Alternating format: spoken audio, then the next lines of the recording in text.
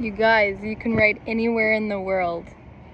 Anywhere. Because we don't really need Wi-Fi when we write. So you could literally cozy up to any corner of the world and do your thing. Like whatever inspires you, go there. I go to parks and I find little cute areas, especially when the sun comes through like this. It makes me feel all vibey and cozy and comfortable. Okay, so I was actually inspired to make this YouTube video after I posted a TikTok about me writing in a jewelry store. I was there hanging out with my brother and sister-in-law, and they were fixing their ring. Why is it such good juju writing your book in a jewelry store?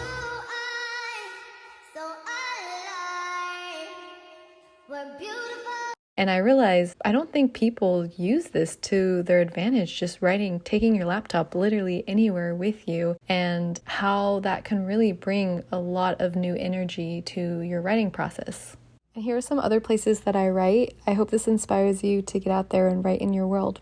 So I love a good public space like a museum. Here I'm writing at the Getty Museum. And you know, you're surrounded by people, you're surrounded by art, you're surrounded by movement and energy, so that's inspiring for the book.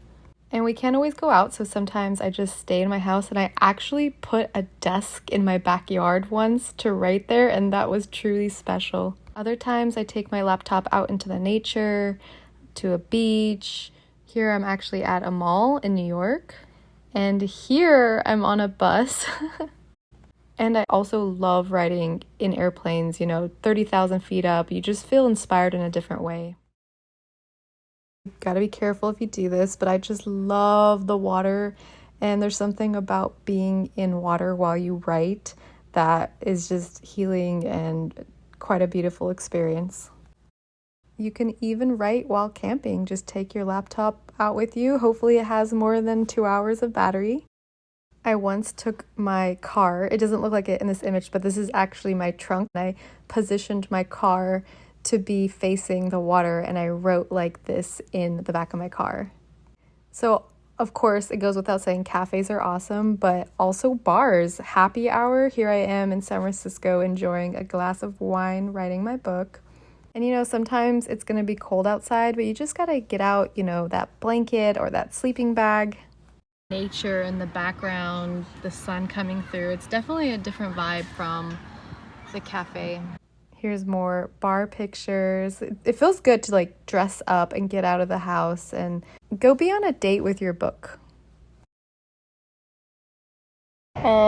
So any other tips I have? Well, since you're not gonna have Wi-Fi in most of the parts of the world that you randomly go into, definitely back up what you've written right when you get home or to some source of Wi-Fi, because you're probably going to be using like notes or some sort of like doc. So make sure you save it because it's not automatically uploading to the cloud. I've never lost information like that before, but I imagine it would be really bad if that happens. The pros and cons of writing freehand. Okay, so I've actually written freehand before. Hi! No worries. I once went to a place, I was without internet and also electricity. It was about 7 days I was like in this remote area. So I wrote by hand and I actually wrote by candle. I'm not even kidding you. I think that process definitely gives you more flow. Sometimes some people are like, they like to write with their hands and a lot of fluidity in that, and it can feel really embodied, the process of writing. Like your pen and your brain is like all, and your hand are like all one thing. So that process was cool. I mean, I wrote like 2 whole chapters of my book that way. But then when it comes to transcribing, if you don't have the budget to have someone transcribe for you, it is such a nuisance. Especially if you have poor handwriting. I got really sloppy with it, and I was like writing in this like slanted cursive handwriting. This is not a good look. This is not a good look for yourself. It's gonna take a lot of time to transcribe that. And you just want to be writing, like you don't want to be sitting there like. And I definitely think there's a time and place to just be in your own space, in your own house, in your own room, in solitude, and just really in your own energy, in your own little bubble. 100%. A lot of my memoir was actually written that way. But I think there also comes a time and place to like get out and explore and be in the consciousness of other spaces.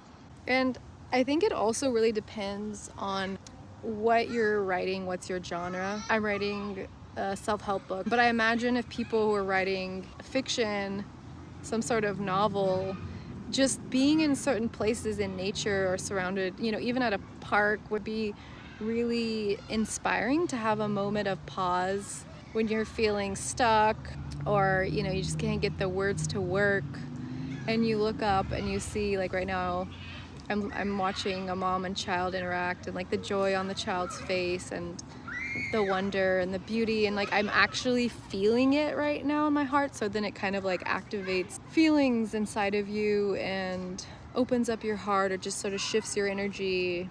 The consciousness of a place is like really important, I think. It can add fresh energy. I was also writing my book in the library today, and that, I don't know, there was just a moment where I stopped and I looked around and I was surrounded by all these books, and I was like, this makes so much sense, because surrounded by all these words, but also it's so quiet, calming place. And some libraries are super beautiful too. One of my favorite libraries in the world is in Boulder, and they have like this river running through it. So especially if you're in a town or traveling through a town or city that has like a state-of-the-art library. But also I remember when I was living in New York, I went to some of the libraries there, like, you know, 50, 80 years old, and there's just so much history. And so many people have sat and read and wrote at these libraries, and it just feels good to be a part of that.